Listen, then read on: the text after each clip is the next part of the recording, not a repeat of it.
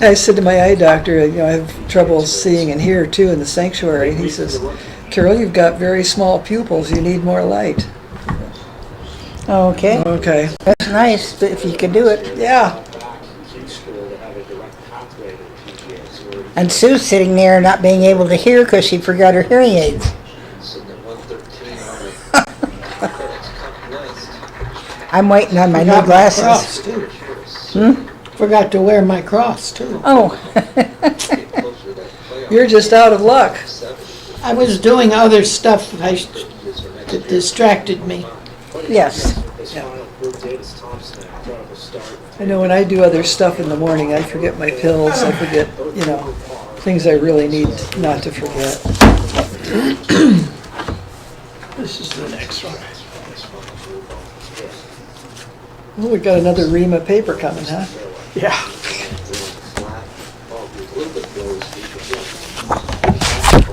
Okay. Recovering the lost. I've been sending them to Mina. She's been studying. Okay, week 4. She enjoying them? Yes. Yes, she really liked them.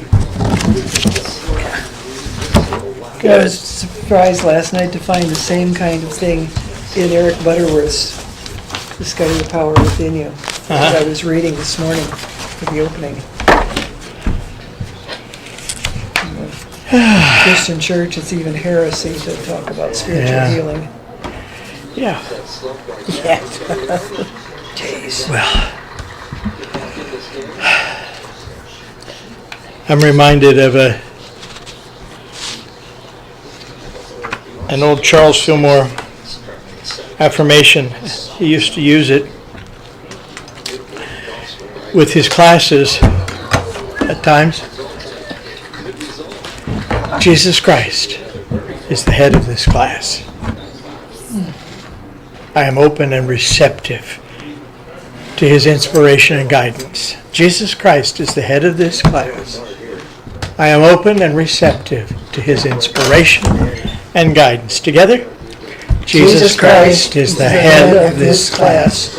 I am open and receptive to his guidance and inspiration.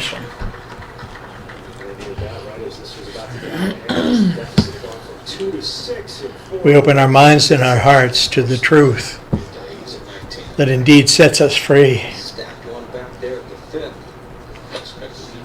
to the truth that is the joy and the power and the life.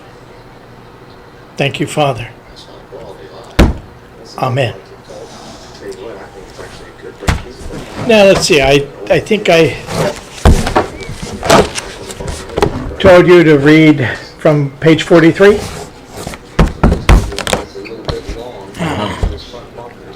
Get up. It's in the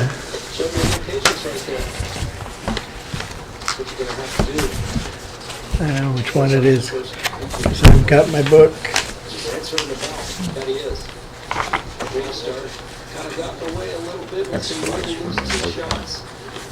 It's the one that says on the cover, no.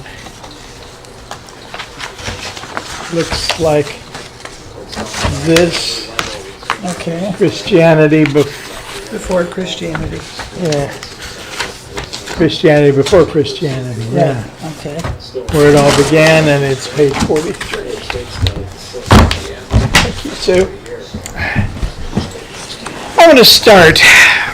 This is, I am glad this is in here. The ultimate Christian symbol. The symbol of the cross, the old rugged cross, as the familiar hymn puts it, will forever in traditional Christianity be associated with the shame, suffering, sacrifice, and ultimate victory of Jesus Christ on the first God's Friday, Good Friday. But it has to be noted that inasmuch as it was by far the earliest and most universal of all religious icons, the cross had quite a range of wholly different meanings for untold millennia before the dawn of official literalist Christianity, or what he calls Christianism.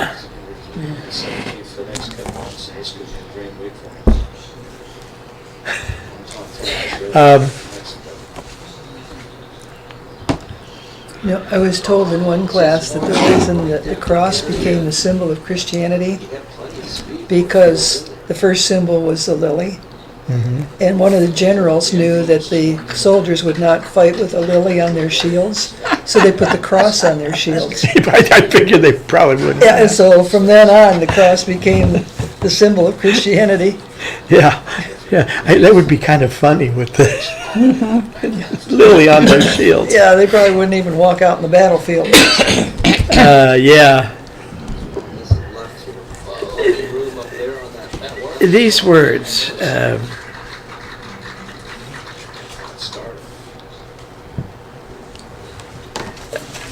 different meanings for untold millennia before the dawn of official literalist Christianity. So we're talking like the first, second, third century. But all before that, there were millennia before that crosses were used. Last week, somebody here made a comment about my Catholic cross. And the reality is, that's not a Catholic cross. If it were a Catholic cross, it would have a dead body on it or a dying body, bleeding. Bleeding, yeah. This is an early cross.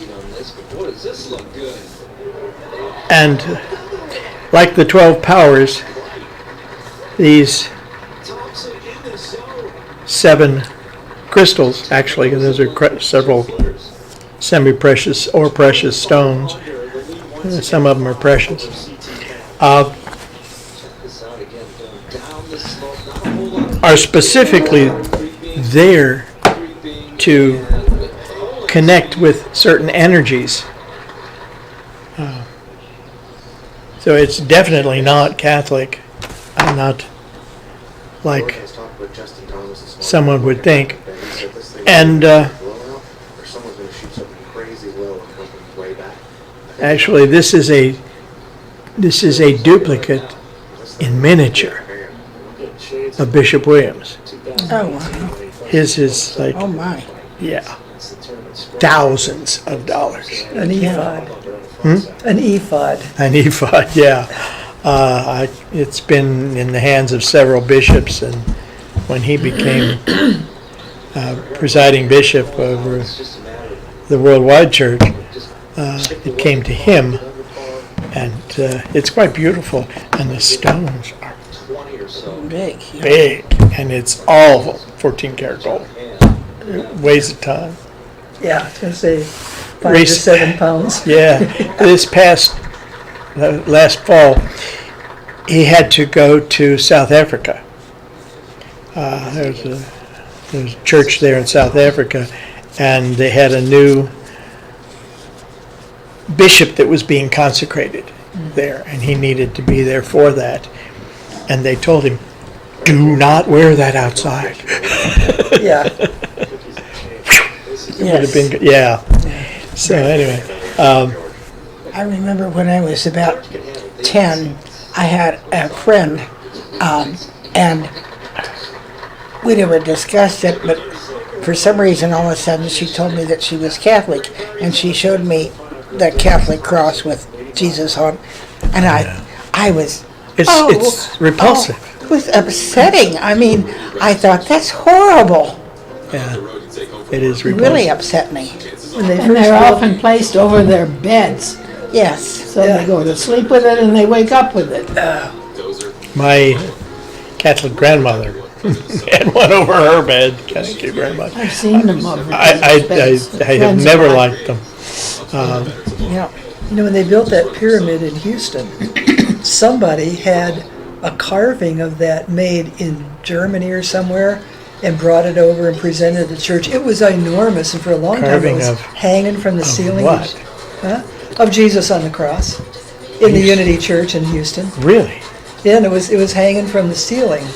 Oh, And they put it up there because this thing was a gift and it was specially carved and stuff. I don't know what their excuse was.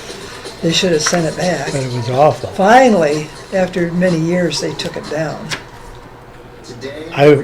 When John Rankin was there, I would think he would have not accepted that. Yeah, But, somebody did. yeah, Because that, when I went there on a class trip, it was there in 84, Yeah. 1984. oh, Yeah. So maybe they got it after John Rankin left. yeah. So the next paragraph, would somebody take that? Egyptologists. Egyptologists, for example, report that the sign of the cross was commonly found on the breasts of mummies, and that the cross was frequently placed in the hands of the dead as an emblem both of incarnation and of new life to come. It was even carved on the back of the scarab, a gem or brooch representing the dung beetle, Yeah. another symbol that would mean eternal life. The Ankh, a cross with a circle or loop at the top. You know what that looks like? Yeah. Well, make a cross and then put an oval loop at the top. Okay. I'll bring mine next week. Yeah, okay. If I thought of it, I would have wore it. A cross with a circular loop at the top was widely used in ancient Egyptian culture as a sign of eternal life. But crosses of all types, from swastikas, you understand the swastika was, what do I want? I don't want to say captured, but Commandeered. that's it. That's the word. Yeah. Hitler commandeered that. Yeah. That was an ancient symbol. Right. We've seen that. Yeah. And, yeah. From swastikas to the cross of Plato's mythical divine man. You've seen that. Davis Thompson keeps this up, good on it. The Vitruvian man. Yeah, sometimes Yeah. that's Yeah. just not let In it the go. circle. Yeah. You control yourself and discipline patience. He said you can't be reckless out there. Stamped upon the universe are evident whenever so-called primitive religion is studied. Incidentally, the swastika symbol, tainted forever by its appearance by the appropriation by the Nazis, was found in ancient Hindu, Mexican, and Buddhist traditions, and many others. I'm going to tell you, this man Tom, he's an incredible scholar. I mean, he's an incredible researcher in his many, many years of religious journalism, writing for some of the big people, you know, like, yeah, who's the guy who used to preach so many in Luke Klein on the box. 229 today. big where the Chiefs play. Oh, Billy Graham. Arenas. Billy Graham, yeah, he became a friend of Billy Graham's. He would be with him so many times, working on a various article that was going to appear, and of course his newspaper that he worked for, that Tom worked for, was the largest religious publisher in Canada. So, you know, he knows how to dig this stuff up. He knows how to find it. And he because of his work as that kind of journalist, he had to find what was true, what was real. Journalists anymore they make it up as they go. But they used to they used to work to get the real truth. The name comes from the Sanskrit word svastika, meaning a mystical cross denoting good fortune. Some authorities say it was meant to represent the sun with its rays. Concerning any dependency of Christianity upon paganism, usually attempt to explain away the dissemination of the cross through the world prior to Christianity by calling it a primordial symbol, related much more to other symbols. The circle. Its most obvious use in this respect would be to divide, for example, that other scholars have massive evidence for you. So these things have been around a long time. And they're effective when we know what they mean. Then you get a whole handful of information because you know what it means. When I took the church in San Jose, they had 3 crosses. Okay? And one of them had the crossbars were like this instead of even, and that was supposed to symbolize God coming down into man. The middle one was a normal cross, and then the third one had this pointing up, going back up to spirit. And finally, I had to put that in the bulletin every Sunday morning because new people would come in there and say, "My God, you got crosses in here." And when we sold the church, those crosses, I said, well, in our deal, everything that's attached to the walls is yours. Those crosses are yours. So somebody from the church bought those crosses, put them in her garden, and these old ladies would come and they would kneel before these 3 crosses in her garden.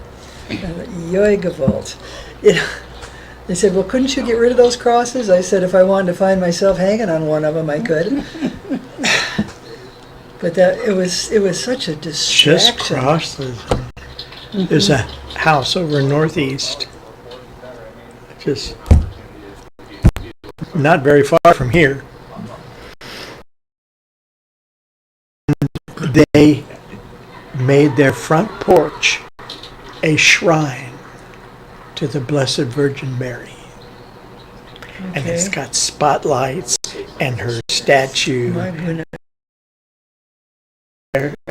You know, you can go sit there at night and pray to the BVM. It's amazing. So just having a cross wasn't enough for them. It's amazing. Well, the church in Lincoln had a cross over the doors, and it was those transparent blocks, set right into the brick. Oh, okay. You couldn't even get rid of those. Yeah, you have to chisel them out and put new stuff in there. Yeah, I know. Every once in a while somebody would mention that. I'd say, we didn't do that. Whoever built this building did You can that. put a picture over it. And so you don't want to look up until you get in the sanctuary, then you can look up. We've done some dances around those things, I'll tell you. Oh, I remember when I didn't go to Sunday school at the Presbyterian church, my mother made me go to Mass with my father. And he liked to sit down towards the front. So we're very close to the altar and everything. And is of the dying Jesus hanging there. It's enough to give a child nightmares. Oh. I mean, yeah. Makes being in church kind of painful. It reminds you of pain and suffering. And that's not very pleasant. Spirit into matter. Somebody take the first paragraph at least, with Kuhn. Kuhn contended that the single most important religious event in all human history was the awakening of self-reflective consciousness. At that precise moment, we stopped being purely animals and became quickened as the human beings with the intellect and souls. A solely religious version of this same evolutionary phenomenon, of course, is found in the classic creation myth of the first two chapters of Genesis. Yeah. The birth of all religious impulses ultimately is traceable to the momentous creation event. The awareness that the horizontal line of our animality, that's a strange word, animality, had been intersected by the verticality of self-reflective reasoning. It's it's the sign of the cross. Yeah. One of those cancers is triple-negative breast cancer. Keytruda may be used with chemotherapy. Teilhard de Chardin called it the crossing of the line of complexity consciousness. Yeah. And are at high risk of becoming bad. And a profound sense of the divine, the Christos within. The cross, Kuhn convincingly argues, symbolized spirit plunge into matter. As we have seen, the technical term for this is incarnation. It is the interaction between spirit and matter that is the key to how the entire universe works. But nowhere is this more vitally true than in our own humanity. The cross, then, in all its shapes and forms, depicted allegorically this primal experience and reality. Hence its universality. It was a constant symbol of our rootedness in the earth on the one hand, and our destiny with God on the other. Later, mystic philosophers found it to be the ideal plus sign, because as a symbol of addition, a process of expanding by adding on, it signified the whole way to human development. Placed on an angle as the multiplication sign, the cross again mystically represents the motion and impulse given to all life by the intersection of spirit, the vertical, with matter, the horizontal. It's what pulses through the universe as the initial simplicity of the one becomes the infinite multiplicity of the many. Somebody take the next paragraph. The evidence is overwhelming that in paganism and early Christianity, the cross was always a symbol of life, never of death, except as death in its symbolic sense means incarnation. Remember that story that we were in spirit, and then we have come down into physicality, which is like a death. Yeah. A death from spirit into life in physicality. And then we go back. So that's a reminder of that. The symbol, the symbolic sense, reincarnation. To be in the body was to be put, even impaled or crucified on this cross of fleshly existence. That sounds kind of Gross. except we are kind of stuck here. Yeah. Right. This is the powerful meaning behind Jesus' command, take up your cross. That is, to accept the discipline and ambiguity and suffering involved in being a fully aware human being. Question. Is there suffering in being a human being? I'd say so. And there we experience some things that we would call suffering. Yes. You remember Ed Rabel would say, yes, there's necessary suffering, but then there's useless, Unnecessary suffering, and he called that hell. Yeah. Hell is useless, unnecessary suffering. Yeah. I miss Ed. I loved Ed.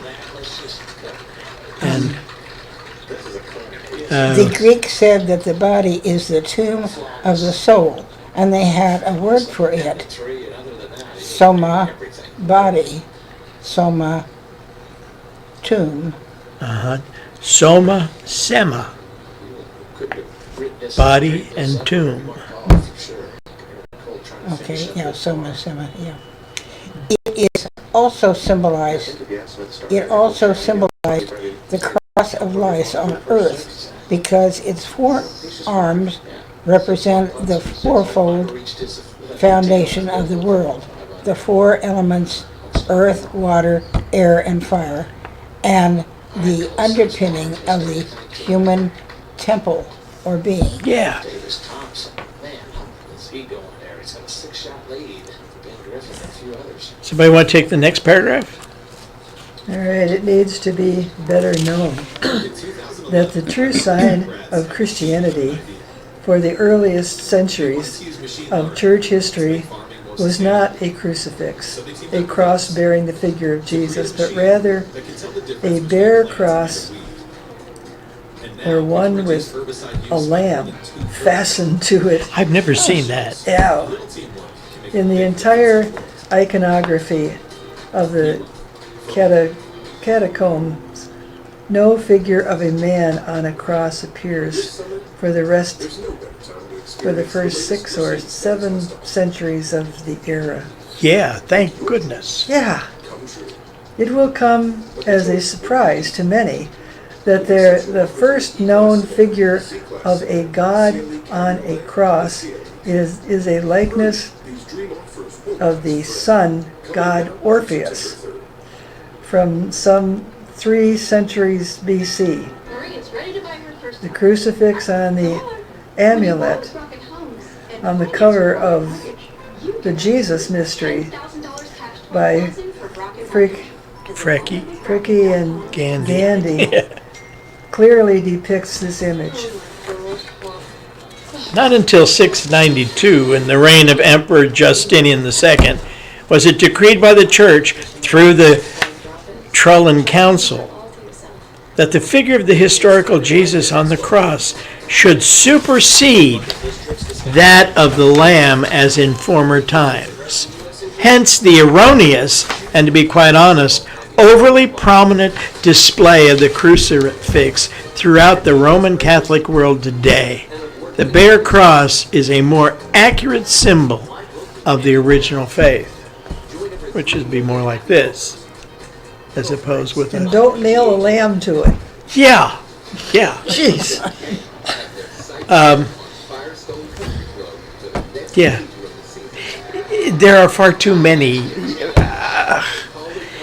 When I see the Pope on television or whatever, when he's doing something, have you noticed his crucifix? The corpus that's on there looks like a refugee from Auschwitz. Gaunt and Oh my God. and in agony. And he wears this thing.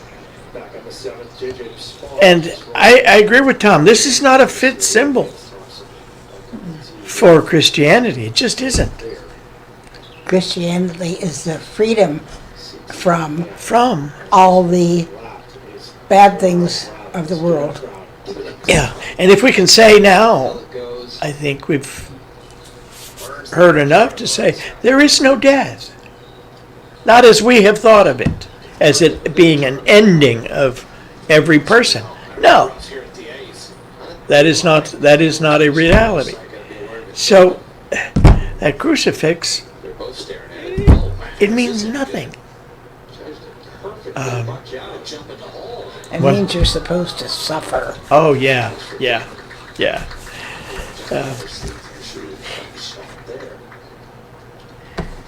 The irony. There's a somewhat grotesque irony at play here. For just over 1 billion Roman Catholics and for the secular world looking on, the central icon of the living God today is a human figure impaled and in agony on an instrument of torture, suffering, and pain. That makes no sense. Small wonder that such a belief system makes so much of suffering while remaining sadly indifferent to the suffering that several of its teachings cause. Vatican edicts on birth control and other hormone issues are cases in point. Religion and spirituality are supposedly about life, abundant, evolving, transforming, ultimately triumphant life. An empty cross can convey all of that. But a crucifix symbolizes the opposite. Gerald Massey, and we remember Gerald was one of these great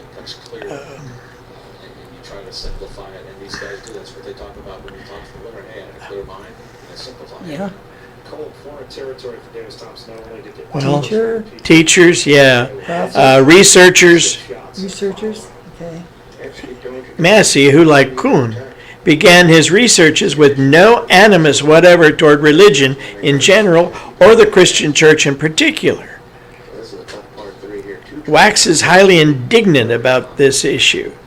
As a victim of cruel child labor and grinding poverty, he knew firsthand the frequent, hard-hearted indifference of the superficially pious and devoutly orthodox upper and middle classes. Massey knew full well that the history of Christianity shows plenty of evidence of great individual acts of charity and of powerful movements based upon compassion and a love of social justice. But he was adamant that the centrality of the crucifix, of a personal, historic Jesus on a cross, Jesus on a stick, had unconsciously fostered a belief that suffering is good for you, that you must resign yourself and above all comply and conform. Isn't it amazing? Bah humbug. A symbol can reveal so much. And that can be positive or negative. And that crucifix is very negative. Yeah, yeah. And It embodies all that's wrong with the Christian church. exactly, yes. The hope. Let's have some hope. Somebody want to read that? Learning about the depth and the background of all the symbols in the pre-Christian era, and about how about how the literal surface meaning is only a veneer over their essential truth, has been a truly liberating, yeah. We have problems with those divided up words. Yeah. Liberating experience for me. It has made clear to me that the concepts at the heart of Christianity really flow from the deep well of the unconscious, having been Christ within. The fully realized spirit now to mean an unmistakable Jungian style archetype of our human psyche.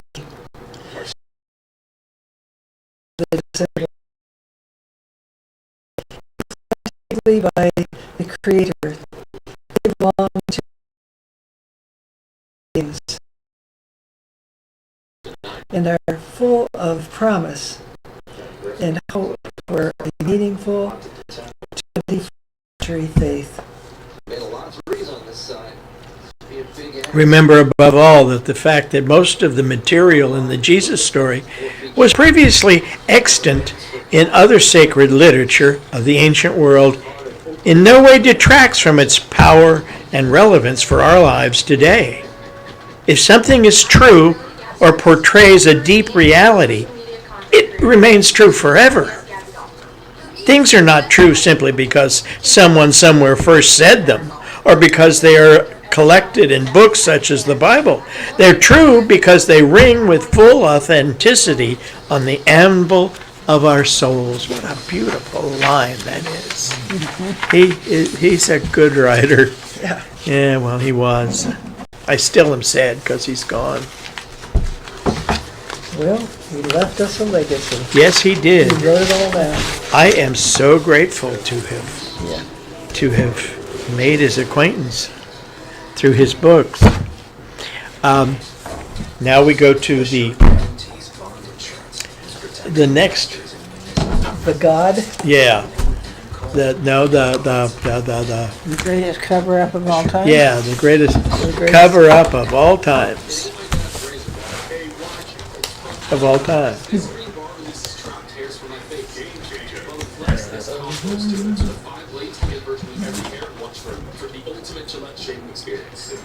St. Augustine, he always has some good quote. You can trust him for a good quote. There are many things that are true, which it is not useful for the vulgar crowd to know. Well, I agree with that. Yeah. And certain things which, although they are false, it is expedient for the people to believe otherwise. Yeah. The following two strong statements truly compelled me to pay close attention, to sit up and think more deeply.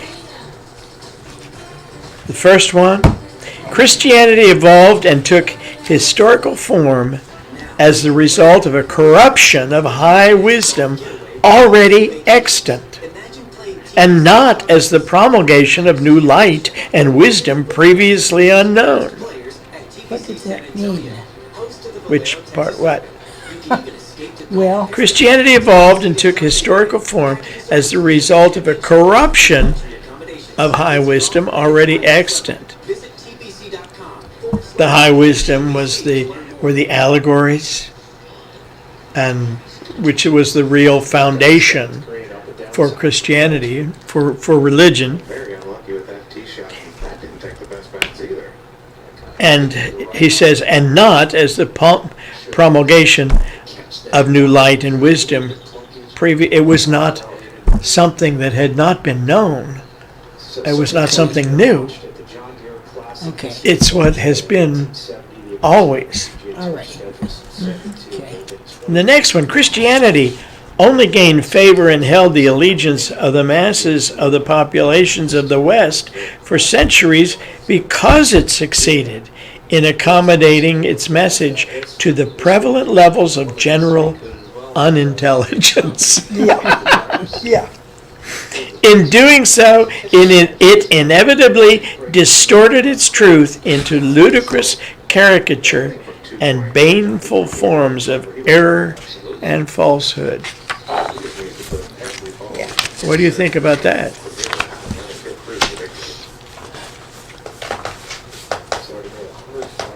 We wish it weren't true, right?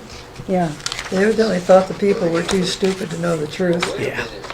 And so they could just tell them stuff that they could keep control over people with, which Yes. is what Catholicism Operator is. underline, keep control over people. Yeah. Well, they couldn't read and write, and then when they could read and write, they were forbidden to read the Bible. Right. Exactly. Yeah. Yes. Let us tell you what it says. Yeah. Thank you, Mr. Gutenberg, Yeah. for printing it. Those were two powerful statements, and no wonder it inspired him to sit up and take notice. Yeah. Now we get a little more Alvin Kuhn.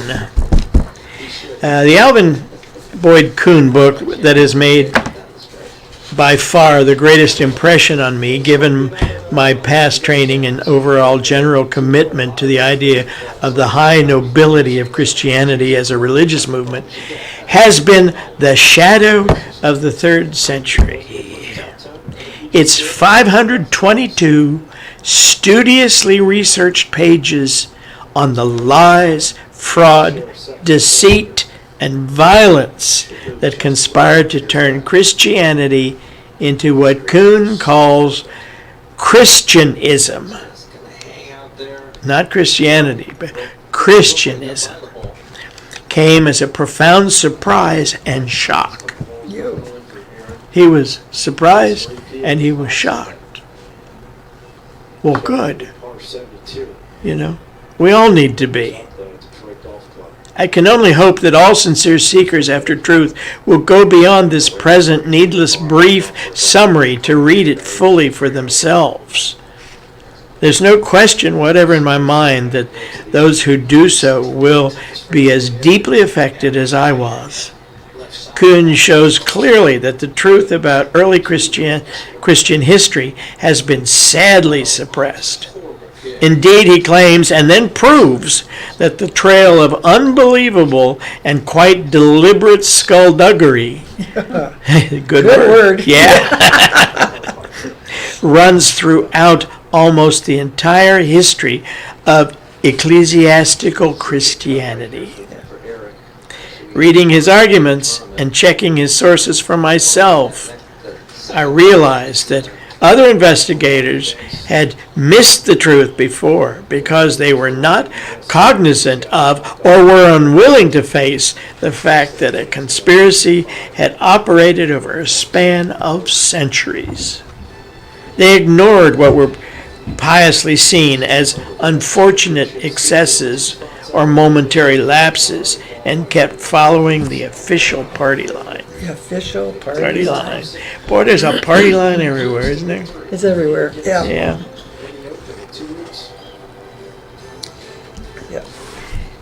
His case rests upon the undeniable fact that the religion that started under the name of Christianity in the first century did not long retain its original, deeply spiritual nature and substance. I was quickly forced to realize that it was not by any means the same religion in the 4th century that it had been in the 1st.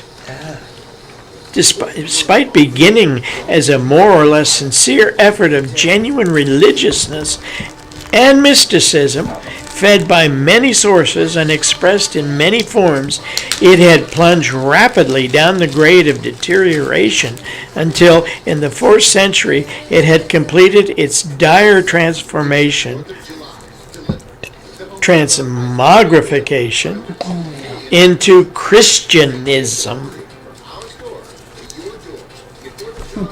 I have carefully examined the major evidence so thoroughly documented by Kuhn, and I have found these facts. Somebody want to read number 1? Christianity began as a, Cult. temporarily couldn't see, cult with almost wholly pagan origins and motivations in the 1st century. And by the 4th, it had utterly turned its back on paganism and reputed every hint of connection with, loading it with contempt from that day to this. And the next one. Somebody else want to take that? Books that were highly regarded in the movement at the start and for some time thereafter, we were condemned and violently repudiated within less than 2 centuries. Several doctrines that were held in great esteem in the initial period, such as the doctrines of reincarnation and a universal salvation, were later refuted. Nearly all the original thinkers who had shared in the building of the new movement, its very pioneers and leaders, had even before the 4th century been pronounced heretics and were reviled by those who had swept in and grabbed control of the policies. The mystical, allegorical method of interpreting the sacred scripture used at the beginning by Paul and such eminent scholars as Clement of Alexandria and Origen was replaced by a wholly literal / historical approach. Let me expand a little on this last point. This whole process of drastic change hinged on the crucial decision to take the ancient esoteric wisdom of so-called paganism, the pre-Christianism Christianity of which both St. Augustine and Eusebius wrote, and make it exoteric, that is, plain, open, and simple for the ignorant and unlearned masses. Does that mean us? Yeah. This decision had no doubt a worthy aim, and on one level, fueled by the Roman gift for organization and crowd control, not to mention the ready use of force whenever deemed necessary, it was a great success. But the price, both intellectually and practically, was terrible. In a powerful passage, Kuhn says that by the time the pagan doctrine of the birth of Christhood in man had been put forth exoterically for lowly mental grasp as the literal birth of a baby on March 25th, it was no longer true. By the time the crucifixion of divine mind power on the cross of existence in the fleshly body of every member of our species had been concretized and historicized as the literal agony of a quivering body of one man on a wooden cross, it was no longer true. By the time the dismemberment of the unit power of Christhood, with each human given a portion of his divine transfiguration from within, had been made comprehensible as the actual breaking of a literal loaf of bread into fragments, it was false belief. Indeed, by the time the descent of the monad, the one God and source of all being, from the logos of divine intellection into the matter of the human body had been clarified and simplified to poor mental capacity as the baptism of a man in the Jordan River. It was a delusion and a snare to uncritical thought. Instead of enlightening him, it would hallucinate him, because his ability to lift it from the concrete to the spiritual sense was non-existent. And by the time the incarnation doctrine had been made plain as the descent of God's radiant being into the physical corpus of one man, so that simple minds could see it, it was an outright mockery of truth. Crude conception ends by taking the concrete images for the factual substance of truth. Somebody take the next one. The earliest church fathers themselves admit that they took the high symbolic, esoteric, or sacred wisdom that the Christian movement had inherited from paganism, from Platonic philosophy and the mystery religions, and explained it, or rather downgraded it, by means of vulgar fables for the illiterate mob. One 5th century pope even exalted, "What prophet hath not this fable brought us?" In his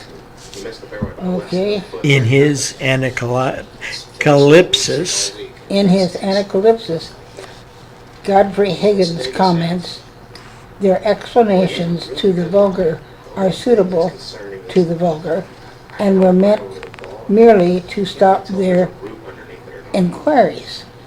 Indulged Higgins. Indeed, Higgins. Indeed, Higgins, who also began his prodigious studies with no bias whatever against Christianity, says concisely that while the fathers confessed and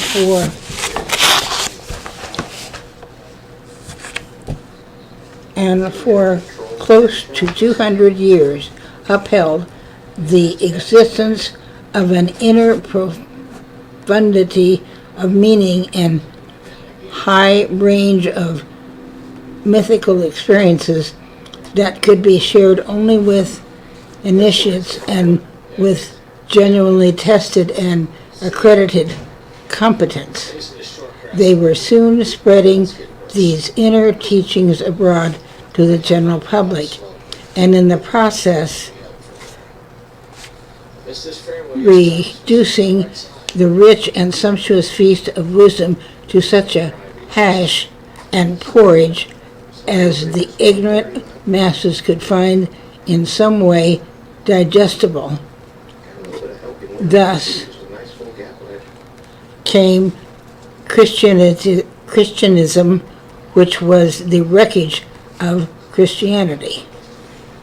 I found it particularly convincing that the great historian of that period, Sir Edward Gibbon, in his Decline and Fall of the Roman Empire, observed, quote, "The most extravagant legends, as they conduce to the honor of the church, or apprehended the credulous multitude, countenanced by the power of the clergy and attested by the suspicious evidence of ecclesiastical history." In short, in the view of these scholars, the church converted a whole mass of romantic legends or myths into so-called history, a multiplication of fictitious stories. What emerged was in many ways a cult of ignorance. Not surprisingly, today's ultra-conservative Christians are not very pleased with Gibbon. Most have yet to hear of Higgins, Massey, and Kuhn, but they need to hear them if Christianity today is to be more a part of the solution to the world's problems and less a part of the problems themselves. The still potent aura of Christian triumphalism needs to be shattered by the hard facts of history for a new order of global religious harmony to emerge. Here's a humbling assessment by Kuhn of the real state of affairs.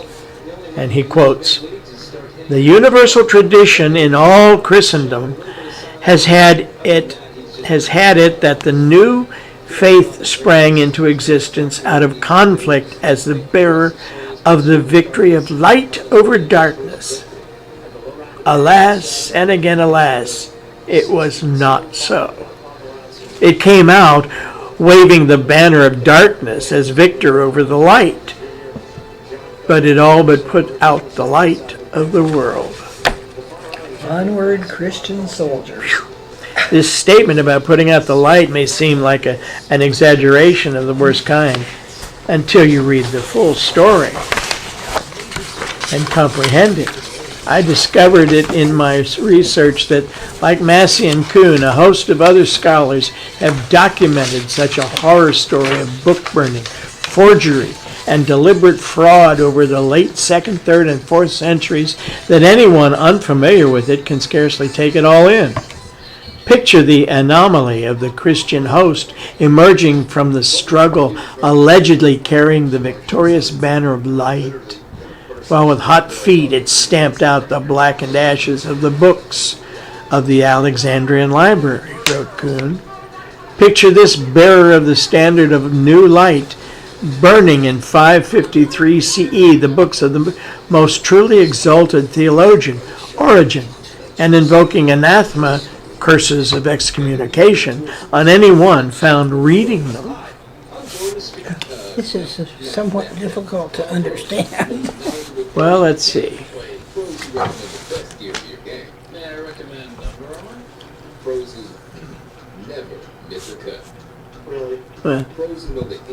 You got the business of the book burning and forgeries and all of that stuff. That's pretty clear.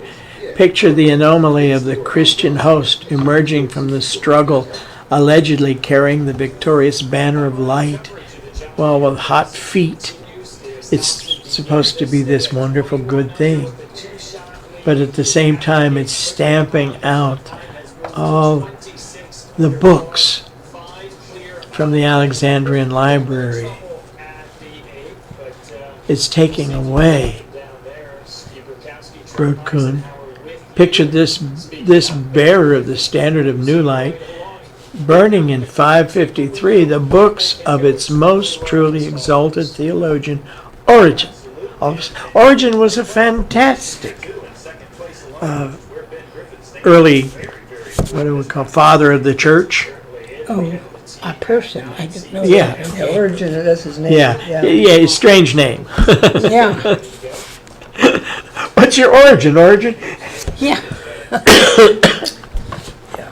Yeah, that's a confusion. His thought, his writings on Christianity were very much appreciated and understood, and then all of a sudden they made them anathema and they burned them because it didn't fit with this new kind of Christianism that they were concocting. And anybody who read these other books that had the truth in them, they would excommunicate. Or execute. Or execute, yeah. See, we had one of the bishops excommunicated very recently. I don't know what the heck he did. Charles B. Waite, in his History of the Christian Religion to the year 200, tells how Eusebius, whose ecclesiastical history is the principal source for the history of Christianity from the apostolic age until his own day, was a most conspicuous liar. I've heard this at Eusebius. He was going as being a historian. Well, what's a historian supposed to do? It's supposed to write down the true history. He'd make it up. He'd make it the way he thought it ought to be. Oh, he was just scrupulous. No scruples. Where did I try? No one has contributed more to Christian history, and no one is guilty of more errors, Waite charges. The statements of this historian are made not only carelessly and bludgeoningly, but in many instances in falsification of the facts of history. Not only the most unblushing falsehoods, but literary forgeries of the vilest character darken the pages of his writing. I had heard not a word about any of this during my years of training for the Anglican priesthood. Waite cites authorities who confirmed this scandal by asserting that Eusebius indeed had a peculiar faculty for diverging from the truth. How's that for a way to Liar. put it nicely? He was always ready to supply by fabrication what was wanting in the historical record. Well, if it wasn't in the historical record, he could make it up. Make it up. In other words, this great world religion actually rests on a foundation of falsehood and forgery. Few mainline church members today are aware of just how extremely critical Sir Edward Gibbon is in Decline and Fall. Of all these early Christian frauds, deceptions, forgeries, Gibbons candidly asserts that Eusebius, whom he calls the gravest of the ecclesiastical historians, indirectly confesses that he has related whatever might redound to the glory, and that he has suppressed all that could tend to the disgrace of religion. So he edits the way he thinks it ought to be. Yeah.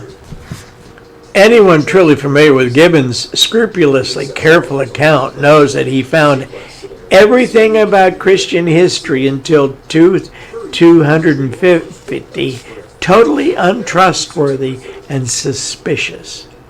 He wrote, quote, "The scanty and suspicious materials of ecclesiastical history seldom enable us to dispel the dark cloud that hangs over the first age of the church." Wow. Pretty amazing.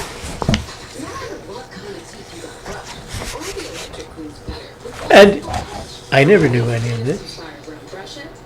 Just like he wasn't taught any of this when he was in school. I wasn't taught any of this when I was in Unity School. Yeah. Nobody's been taught any of it. Yep.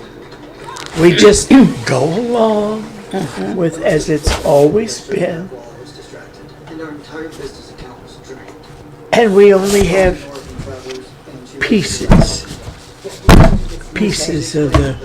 of the true story. And not many of those. And not only that, a lot of people with big egos that want to make it something out of their minds. Absolutely. Absolutely. Yeah. And then come the editors and the redactors later on who put their own opinions into the scriptures. Yeah. You know, you'd be reading a chapter and you think, okay, I've got the story, and then suddenly it's reversed in the last paragraph. That's the redactor. He didn't like what the story was saying, so he put his own stuff at the end of it. Yeah. This is In the King James Version, there are something like 36,000 translation errors. Ooh, it's a lot. It's a lot. Yeah. But we've never fixed them. We've never fixed them. well, Except Dr. Lambs's Bible. yeah. What about Dr. Lamb's? Well, he corrected the translation errors that the King James had in when he did his Bible. So his is more accurate. Yeah, Would you not supposedly. suppose? And he took it directly from the Aramaic into English without all of the English translations that were kicking around in England. Yes. Well, it's like I was saying. I know that the older Bible said faith, hope, and charity, and not love. Hope, When faith, did and that? Charity. charity. Hope, faith, and charity. When Yeah. did it get changed? I don't know. Some years ago,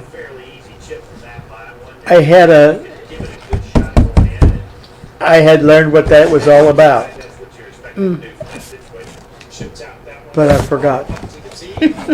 Well, I never used it for anything, you know. I mean, Yeah. it was not something that I would generally It talk must have- about or use. It must have happened sometime during my mother's early life, or she would have, I mean, you know, she said faith, hope, and charity. And it was later that I just figured out that it was faith, hope, and love. So, And then Yeah. it goes on to say the greatest of these Well, is part of the your problem, charity or love, whichever you're that reading. Lamb's corrected was that the translators were working from the Greek, Yeah. which wasn't the original ever.